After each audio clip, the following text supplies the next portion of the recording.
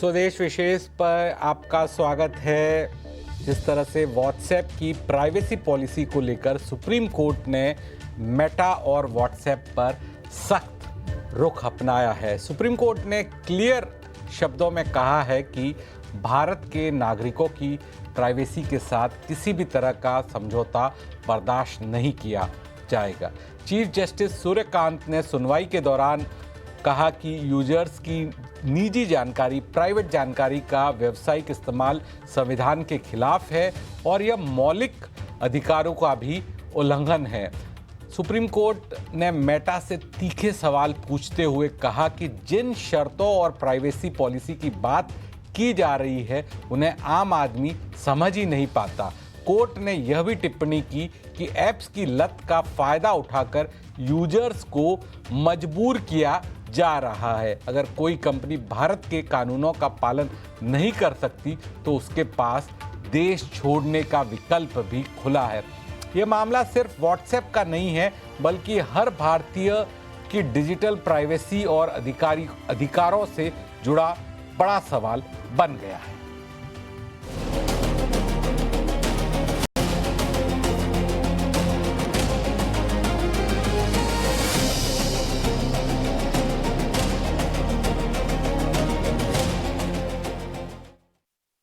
तो इस खास चर्चा की शुरुआत करते हैं और मेरे साथ जुड़ रहे हैं खास मेहमान अमन रशीद, टेक एक्सपर्ट हैं। इसके साथ साथ मेरे साथ जुड़ रहे हैं Jaspreet Singh, partner and CRO Grant Thornton Bharat के।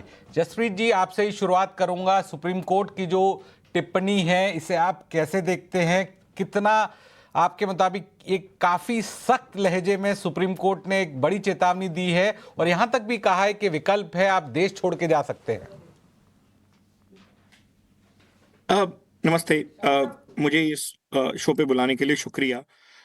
ये बहुत एक महत्वपूर्ण सब्जेक्ट है हमारे कंट्री के लिए। अगर आप देखिए, अ, अ, एक कंट्री के तौर पर ही हमारे पास डेटा प्राइवेसी बहुत ज़्यादा, कुछ साल पहले तक हम लोग बहुत ज़्यादा सक्रिय नहीं थे अपनी पर्सनल डेटा को लेके भी। तो गवर्नमेंट ने डीपीडीपी एक्ट को पास किया, दोनों हाउसेस पार्लियामेंट ने पास किया। नवंबर 2025 में रूल्स आए। तो गवर्नमेंट बहुत स्ट्रिक्ट होती जा रही है और होना भी चाहिए। ये मेरा डेटा है, पर्सनल सिटीजन्स का डेटा है। इस डेटा के ऊपर क्या राइट्स हैं, इसकी पूरी नागरिकों के पास ही पूरी पावर होनी चाहिए। इसीलिए ये डेटा किसके साथ शेयर हो रहा है, कैसे शेयर हो रहा है, इस डेटा के ऊपर क्या एनालिटिक्स रन हो रही हैं, इसके लिए एक एंड यूजर से कंसेंट लेना बहुत बहुत ज़्यादा ज़रूरी है। इसलिए मुझे लगता है जो ये सुप्रीम कोर्ट ट्रांसपेरेंसी की बात कर रही है सारी लार्ज ऑर्गेनाइजेशंस के साथ, ये बहुत बहुत वेलकम स्टेप है गवर्नेंस के लिए। बहुत सारी कंपनीज जो इंडिया में आके बिजनेस करना चाहती हैं, उनके लिए भी कितना इम्पोर्टेंट है उनको ये आश्वासन देना कि हमारे यहाँ पे बहुत स्ट्रिक्ट डेटा प्राइवेसी के लॉज हैं। तो मुझे लगता है अ, और कोई भी इन लॉज को टेकन फॉर ग्रांटेड नहीं ले सकता। इसीलिए आई थिंक ये बहुत बड़ा वेलकम स्टेप है सुप्रीम कोर्ट का। एकदम स्टेप है और जिस सख्त लहजे में सुप्रीम कोर्ट ने कहा गया। अमन जी के पास आऊंगा। अमन जी, क्या सुप्रीम कोर्ट ने सही कहा है कि भारत में यूजर्स का जो डेटा है वो कॉमर्शियल उपयोग के लिए इस्तेमाल नहीं होने दिया जाएगा? और क्या ये जो निर्णय है, ये जो टिप्पणी है, एक तरह से माना जाए डिजिटल मार्केटिंग उद्योग को प्रभावित करेगा? तो सर, मेरे हिसाब से बिल्कुल सही कहा है सुप्रीम कोर्ट ने। सुप्रीम कोर्ट का यहाँ पे जो लॉजिक है ना, वो ये है कि प्राइवेसी कोई सौदा नहीं है। एक यूजर की जो प्राइवेसी होती है वो कोई सौदा नहीं होता है। हमारा फंडामेंटल राइट है, आपका, मेरा, हम सबका फंडामेंटल राइट है प्राइवेसी। तो जब हम किसी से बात करते हैं ना, तो हम अपना डेटा किसी कंपनी को बेचने के लिए यहाँ पर नहीं देते। किसी भी ऐप पे, चाहे वो व्हाट्सएप हो या चाहे वो कोई भी और भी सोशल मीडिया ऐप हो। अब डिजिटल मार्केटिंग पर इससे क्या असर होता है? तो डिजिटल मार्केटिंग खत्म नहीं होगी मेरे हिसाब से, पर उसका तरीका आई थिंक बदल जाएगा। अब ऐसा कह लो आप कि कंपनीज को ना चोरी छुप के मतलब ट्रैकिंग करने की जगह थोड़ी सी एथिकल यहाँ पर मार्केटिंग करनी चाहिए। अब मार्केटिंग मतलब जैसा डेटा ड्रिवन से ज्यादा मतलब कॉन्टेक्स्ट ड्रिवन होनी चाहिए। मतलब आप ऐसे देख लो कि उस हिसाब से आपके जो पर्सनल चैट में क्या है, कैसा है, मतलब आपका एक परमिशन मतलब इन सोशल मीडिया ऐप्स को लेना चाहिए बिफोर शेयरिंग द डेटा। तो ये मेरा मानना है इस पूरे केस पे।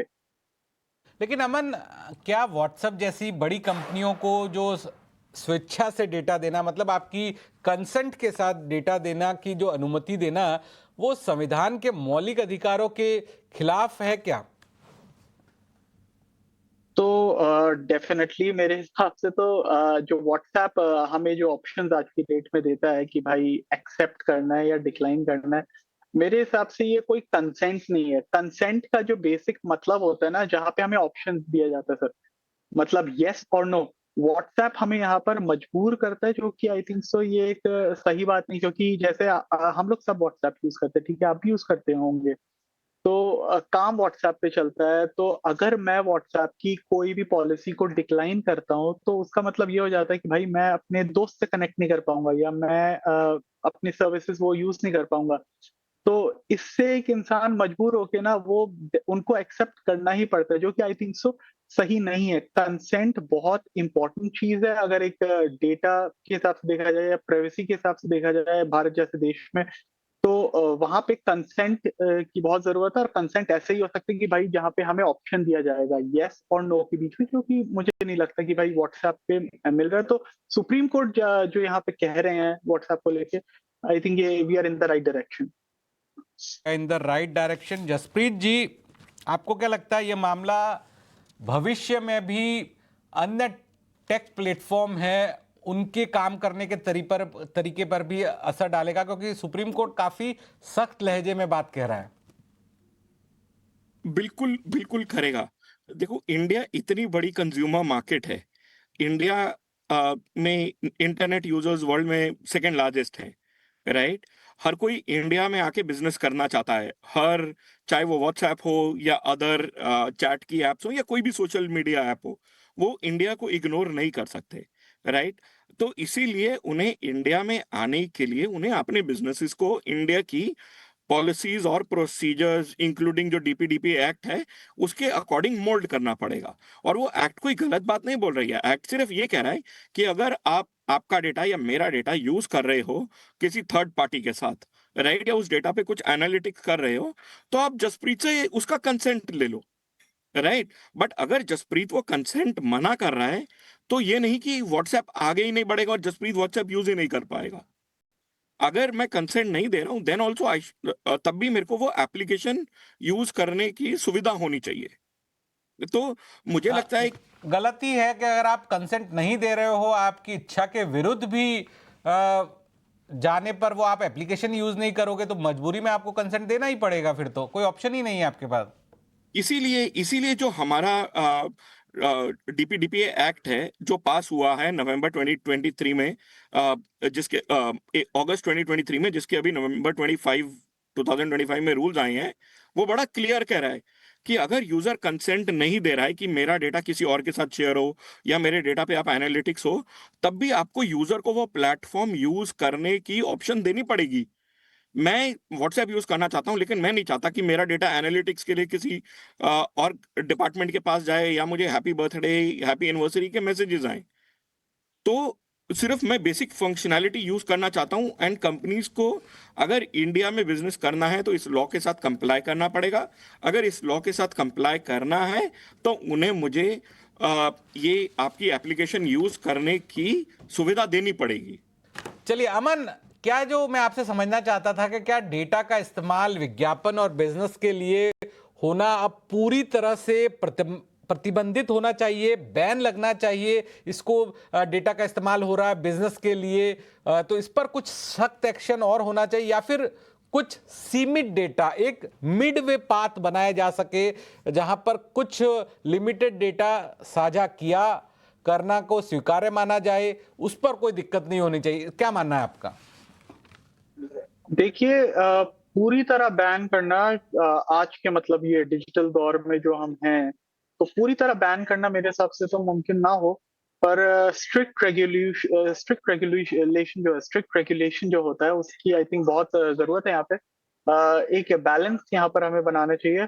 ऑप्ट इन पॉलिसी एप्स में होना चाहिए, जैसे डिफॉल्ट जब हम जो भी ऐप हम जब भी सेटअप करते हैं तो डिफॉल्ट ये होना चाहिए कि भाई डेटा शेयर नहीं होगा बाय डिफॉल्ट। अगर यूजर, जैसा अभी सर ने कहा था, अगर यूजर खुद चाहे तभी वो डेटा शेयरिंग ऑन करे अपने हिसाब से। बट उसके ऊपर भी मेरा एक और सवाल बनता है कि भाई ऐसा मेरा ऐसा क्या यूजर डेटा होगा जिससे कि इन कंपनीज को या एड प्रोवाइडर्स को ऐसा क्या मतलब उससे फायदा हो जाएगा। तो बाय डिफॉल्ट तो ये चीज डेटा शेयरिंग नहीं होनी चाहिए कोई भी ऐप में, चाहे व्हाट्सएप हो या चाहे कोई थर्ड पार्टी कोई भी ऐप हो। और इसी के साथ मेरा एक और चीज पे मानना है कि भाई कंपनी सिर्फ उतना ही डेटा ले जितना ऐप चलाने के लिए उन्हें जरूरी हो। एडवर्टाइजिंग के लिए मतलब पर्सनल मेटा डेटा लेने की कोई यहाँ पर जरूरत नहीं होनी चाहिए किसी भी मतलब प्लेटफॉर्म को, क्योंकि व्हाट्सएप जैसा बताता है कि भाई हमारे chats end to end encrypted होते हैं। माने कि अगर मैं किसी फलाने इंसान से चैट कर रहा हूँ तो हम दोनों की चैट सिर्फ हमारे बीच में रहेगी। बट ये कंपनीज जैसे कि व्हाट्सएप ये नहीं बताते कि भाई मेटा डेटा वो हमारा शेयर कर रहे हैं एडवर्टाइजर्स के साथ। मतलब अगर मैं अपने चैट में मान लीजिए बैंकिंग के रिलेटेड कोई भी चीज शेयर कर रहा हूँ किसी से, या फिर जैसे ये मैंने सुप्रीम कोर्ट के हियरिंग के दौरान भी चीफ जस्टिस के थ्रू ये मैंने एग्जांपल सुना था। तो अगर मेडिसिन के रिगार्डिंग कोई मतलब मैं ऐसी चैट कर रहा हूँ तो उसकी एड्स मुझे दिखनी शुरू हो जाती हैं। ये चीज बहुत गलत है। और ये चीज बहुत सारे लोगों को नहीं पता होता कि उनका डेटा किस तरह से ऐसे शेयर होता है। तो उसको मिनिमाइज करने की बहुत जरूरत है। जैसे मैंने बोला, कंपनी सिर्फ उतना ही डेटा ले जितना उनको ऐप चलाने के लिए जरूरी हो। और अनोनिमाइजेशन की बहुत जरूरत है। अगर बिजनेस के लिए डेटा चाहिए तो वो अनोनिमस होना चाहिए। मतलब किसी भी हाल में किसी की भी ना आइडेंटिटी या फिर पर्सनल पैटर्न किसी भी थर्ड पार्टी कंपनी के लिए, जैसे कि यहाँ पर मेटा की हम बात कर रहे हैं, व्हाट्सएप को मेरा पर्सनल डेटा मेटा के साथ नहीं शेयर करना चाहिए। हाँ, इंस्टेड एनोनिमसली अगर डेटा शेयर हो तो वो बेटर विकल्प है। बट अगेन डेटा शेयरिंग खुद में एक इतनी ऐसी चीज है कि क्यों ही चाहिए, मतलब इन कंपनीज को हमारा एक पर्सनल डेटा, वो थोड़ी एक खराब चाहिए। बात है। अब रेखा जी हमारे साथ जुड़ी हुई है। रेखा जी, उम्मीद करता हूं अब आपको मेरी आवाज पहुंच रही होगी। हाँ रेखा जी। रेखा जी, आपका क्या मानना है कि अब वक्त ऐसा आ गया है कि आपकी प्रिवेसी और जो कॉर्पोरेट का मुनाफा के बीच में बैलेंस जो है वो न्यायपालिका को बनाना पड़ रहा है, न्यायपालिका को हस्तक्षेप करना पड़ रहा है, तीखे लहज में बोलना पड़ रहा है? देखिए, सबसे बड़ी बात जो और सबसे पहली बात जो बहुत इम्पोर्टेंट है, जो बाकी 2 स्पीकर्स की भी बातें मैंने सुनी, कि वो सारी चीज़ों के ऊपर ये जो इम्पोर्टेंट बात है कि हम भारत के नागरिक हैं और हमारे ऊपर एक संविधान है। तो जितना भी व्यापार की बात आती है, जितनी भी कंपनी जो व्यापार करती हैं, व्यापार करना भी किसी कंपनी का एक अधिकार है कि वो मुनाफ़ा कमा सकती हैं। बट जो एक मौलिक अधिकार मिल रखा है, जीवन जिस तरीके से हम जीना चाहते हैं, उसको जी सकते हैं, उसके अंदर राइट टू प्राइवेसी जो है एक बहुत इंपॉर्टेंट अधिकार है, यानी कि निजता का अधिकार। और जिस तरीके से ये व्हाट्सएप कंपनीज, आपने एक बार किसी भी चीज के ऊपर अपने अपने बटन दबा दिया, आपकी सारी की सारी, जैसे कहते हैं ना, आपके घर के अंदर घुस जाते हैं, आपकी हर तरह की बात को जान लेते हैं कि आपने कहाँ पर आप कोई कहाँ पर कोई प्रॉपर्टी खरीदना चाह रहे हैं, आप कौन सी दवाई खरीद रहे हैं, आप कौन सी कोई अपने बच्चों के लिए आप कोई रिश्ता ढूंढ रहे हैं, तो वगैरह वगैरह, आपका कौन सा बैंक के अंदर आप अपनी बैंकिंग कर रहे हैं। तो इन सब चीजों को देखते हुए मुझे लगता है कि जो जितनी जो फॉरेन कंपनीज हैं, ये हमारे देश के अंदर जो सबसे बड़ा जो इनको बिजनेस मिल रहा है, जैसे पहले स्पीकर ने भी कहा कि अब भारत जो है नंबर 2 बिजनेस के अंदर आता है जो व्हाट्सएप कंपनी को प्रोवाइड कर रहा है। तो कहीं न तो कहीं कोई भी जो फंडामेंटल राइट किसी का होता है, वो एक it is subject to checks and balances. कोई भी फंडामेंटल राइट जो होता है अपने आप के अंदर पूर्णतः नहीं होता है। तो जो एक बैनिंग करने की बात है, बैन करना, मुझे लगता है कि किसी भी चीज़ को बैन करना भी सॉल्यूशन नहीं होता है। एक मिडल पाथ निकालना ज़रूरी होगा।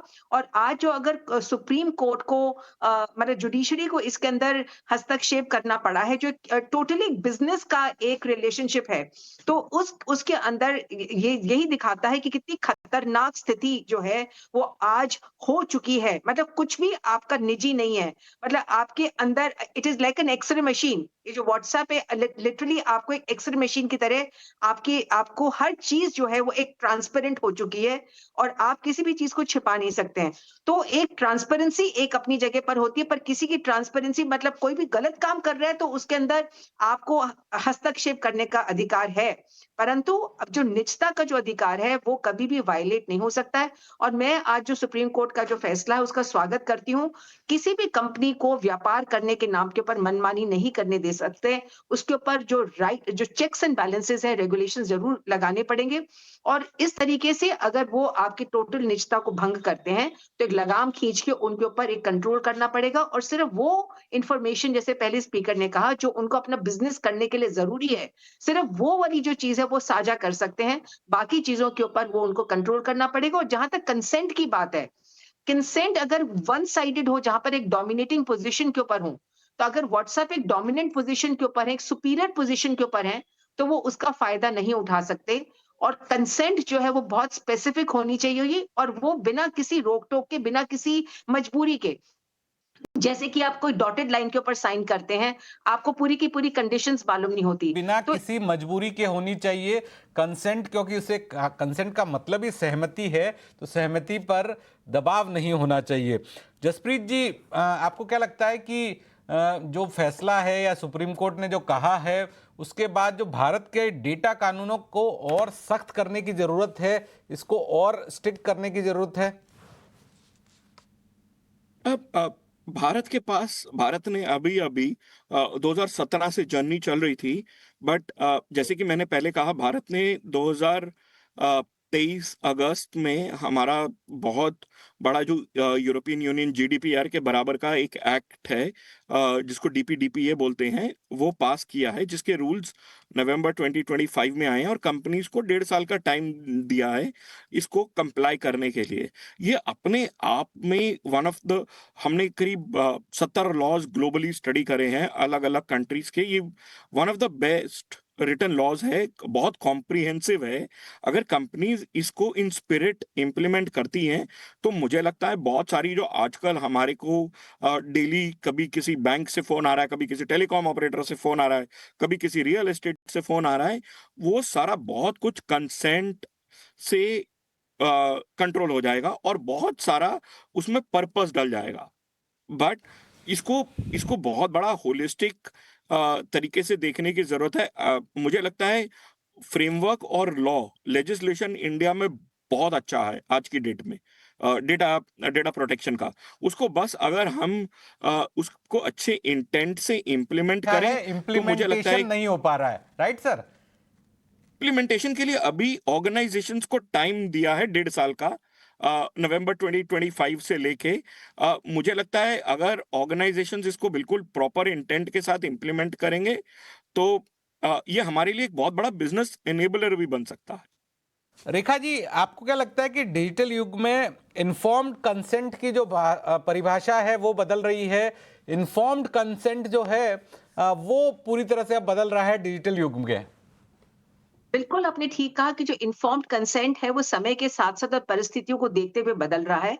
परंतु फिर भी जो एक बॉटम लाइन वो यही रहती है कि जो कंज़्यूमर है, जो एक आम नागरिक है, जो हमारे देश का जो कंज़्यूमर है, जो इतना बड़ा व्यापार जो है इस कंपनी को दे रहा है, साथ-साथ ऐसा नहीं है कि जो कंज़्यूमर है उसको फ़ायदा नहीं हो रहा। It is a give and take relationship. जो कंपनी को मुनाफ़ा कर रही है और जो यूज़र है उसको भी अपने जीवन को चलाने की या अपने खुद के व्यापार को चलाने की, अपनी निजी ज़िंदगी को चलाने की भी उसको सुविधा मिल रही है। तो इस इन्फॉर्म्ड कंसेंट का जो है मतलब बिल्कुल और स्पष्ट होना चाहिए कि जो भी व्यक्ति अपनी कंसेंट देता है, वो उसके अंदर कोई तरह का जिसको कहते हैं ना हिडन क्लॉज़ेज़ नहीं होने चाहिए। उसको पता होना चाहिए कि मैं किस चीज़ के लिए कितनी कंसेंट दे रहा हूँ। मैं अपनी हामी भर रहा हूँ किसी चीज़ के लिए, तो उसके आड़ के अंदर मैं कुछ और कोई चीज़ तो अपनी लीक आउट नहीं कर रहा। कोई मैं अब जैसे कहते हैं ना कि प प प पतली गली से किसी को अंदर तो नहीं आने का तरीका दे रहा हूँ। तो इन्फॉर्म्ड कंसेंट समय के साथ-साथ, परिस्थितियों के साथ-साथ, जिसको कहते हैं कि कानून भी कभी भी एक, जैसे कहते हैं ना कि स्टैटिक नहीं रहता है, उसको मूव ऑन करना चाहिए, हर चीज़ को मूव ऑन करना चाहिए समय के साथ-साथ। और आज अगर समाज बदल रहा है, आज 21वीं सदी के अंदर एक गिव एंड टेक रिलेशनशिप को एक सुंदर तरीके से बनाया जा सकता है, परंतु एक बैनिंग जो है वो एक सॉल्यूशन नहीं। किसी भी चीज़ को अगर आप टोटली बैन कर देते हैं, तो उसके अंदर उसका एक मिडल पाथ निकाल के हम एक रास्ता ज़रूर निकाल सकते हैं। और एक इन्फॉर्म्ड कंसेंट आज डिजिटल वर्ल्ड के अंदर हर कस्टमर की, हर कंज्यूमर की बहुत ज़्यादा ज़रूरी है। उसको पता होना चाहिए, क्योंकि आज का कंज्यूमर एक जागरूक कंज्यूमर है और उसको कोई भी तरह के, उसको वैल्यू फॉर मनी मिलनी चाहिए। आज वो पैसा दे रहा है, व्हाट्सएप भी फ्री में नहीं मिल रहा है उसको। तो जब वैल्यू फॉर मनी मिल रहा है, तो कंज्यूमर एक्ट 2019 के तहत और जो बाकी जो कानून है उनके तहत डेफिशिएंसी इन सर्विस, यानी कि उसको सुविधा के जो है, उसको जो सुविधाएँ मिल रही हैं, सेवाएँ मिल रही हैं, उसके अंदर ना तो कमी होनी चाहिए और ना ही अनफेयर ट्रेड प्रैक्टिस, यानी कि अनुचित व्यापार करने का भी जो एक इजाज़त जो है इन फॉरेन कंपनीज़ को नहीं मिलनी चाहिए। तो कंज्यूमर को दोनों चीज़ों को प्रोटेक्ट करने की का इजाजत अधिकार नहीं है। मिलनी चाहिए। डेफिशिएंट अमन, इस पूरे मामले का बिग टेक कंपनीज के लिए क्या स्ट्रिक्ट मैसेज जाएगा आपके मुताबिक? मैसेज तो इतना ही जाना चाहिए इन बिग टेक कंपनीज के लिए कि भारत जैसे देश में मतलब मनमानी तो नहीं चलेगी। मतलब बहुत टाइम से ये चीज व्हाट्सएप इस चीज को वायलेट करते आ रहा है, क्योंकि ये आज से नहीं चल रहा है, ये इतने टाइम से चल रहा है। सुप्रीम कोर्ट का फाइनली इसके ऊपर ये एक्ट करना इस सिचुएशन के ऊपर, आई थिंक सो बहुत स्ट्रॉन्ग मैसेज देता है कि भाई कंसेंट देने की, जब यूजर प्राइवेसी की बात आती है तो कंसेंट की यहाँ पर बहुत ज्यादा जरूरत पड़ जाती है। टेक इट और लीव इट वाला पॉलिसी अब और नहीं चलेगी। और सिर्फ व्हाट्सएप ही नहीं बल्कि और कंपनीज को, जबकि देखा जाए व्हाट्सएप ऑलरेडी मोनोपोली चलाता है अपनी। अगर हम ये चैटिंग वाली अगर आप देखें तो इसमें हमारे पास टेलीग्राम भी होती हैं और भी दूसरी ऐप्स हैं, बट व्हाट्सएप की एक मोनोपोली है। बट बिग टेक फर्म्स के लिए मेटा हो गए, माइक्रोसॉफ्ट हो गए, गूगल हो गए, जो भी हो गए, आई थिंक इनके लिए एक स्ट्रॉन्ग मैसेज जाता है कि अगर यूजर प्राइवेसी आपको जो भी आप यूजर प्राइवेसी के साथ करते हैं, I think so consent is required. आप ऐसे थोप नहीं सकते नागरिक के ऊपर, आप किसी को फोर्स नहीं कर सकते, कंसेंट देने की जरूरत पड़ेगी। देने की ज़रूरत पड़ेगी। तो तीनों मेहमानों का मैं शुक्रिया करना चाहूँगा, अमन आपका, जसप्रीत जी आपका भी और रेखा अग्रवाल जी का भी। आप तीनों ने जो अपने व्यूज़ शेयर किए और जिस तरह से बताया कि कंसेंट का ऑप्शन देना ज़रूरी है, यूज़र को बताना होगा कि आप उसकी जो जानकारी ले रहे हैं उसका क्या इस्तेमाल होगा, और इन्फॉर्म्ड कंसेंट जो है वो बहुत ज़रूरी है। और अमन ने जैसे काफ़ी अच्छी बात कही कि कंपनी उतना ही डेटा ले जितनी ज़रूरत है और पर्सनल डेटा शेयर नहीं करना चाहिए, और साथ साथ में चेक एंड बैलेंसेस ज़रूरी। और जसप्रीत जी ने भी बताया कि भारत के जो कानून है काफ़ी सख्त है और सुप्रीम कोर्ट के इस फैसले के बाद बड़ा मैसेज और जाएगा। तो तमाम मेहमानों का बहुत बहुत शुक्रिया इस विशेष शो में शामिल होने के लिए और अपनी बातों को, अपनी एक्सपर्ट्स ओपिनियन को हमारे दर्शकों तक बताने के लिए। लेकिन ईटी नाउ स्वदेश में खबरों का सिलसिला जारी है, अब बने रहिए ईटी नाउ स्वदेश के साथ।